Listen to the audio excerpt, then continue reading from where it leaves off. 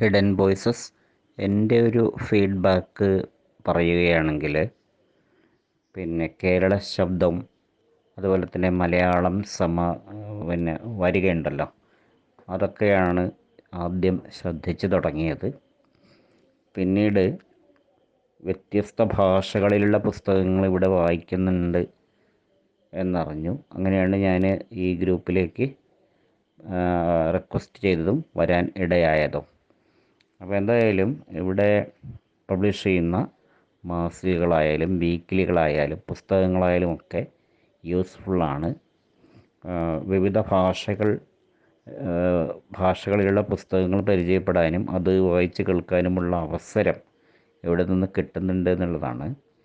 അപ്പോൾ പിന്നെ മലയാള പുസ്തകങ്ങളുടെ പോലെ തന്നെ തമിഴിൽ ഇപ്പോൾ തെന്നിന്ത്യൻ കുലങ്ങളും കുടികളും എന്ന് പറയുന്നൊരു പുസ്തകം അതൊക്കെ എപ്പോഴും ഒരു റെഫറൻസ് ആയിട്ട് തന്നെ വായിച്ചുകൊണ്ടിരിക്കുന്ന പുസ്തകങ്ങളാണ്.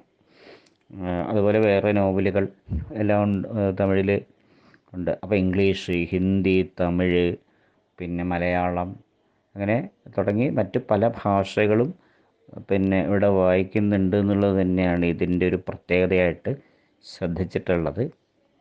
അപ്പോൾ എന്തു തന്നെയാണെങ്കിലും വായിക്കുന്ന കാര്യങ്ങൾ തീർച്ചയായിട്ടും അത് പിന്നെ ഗുണം ആവുന്നുണ്ട്. അത് തീർച്ചയായിട്ടും യൂസ്ഫുള്ളാണ്.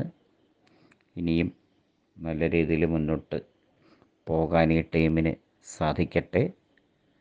വായനാ പക്ഷാചരണ ആശംസകൾ കൂടി അറിയിക്കുകയാണ്. ഇവിടെ നമുക്ക് പ്രത്യേകിച്ചൊരു വായന ദിനമോ വായന വാരമോ അല്ലല്ലോ. എല്ലാ ദിവസവും വായനാ ദിവസമാണ്. എന്നിരിക്കലും ആശംസകൾ.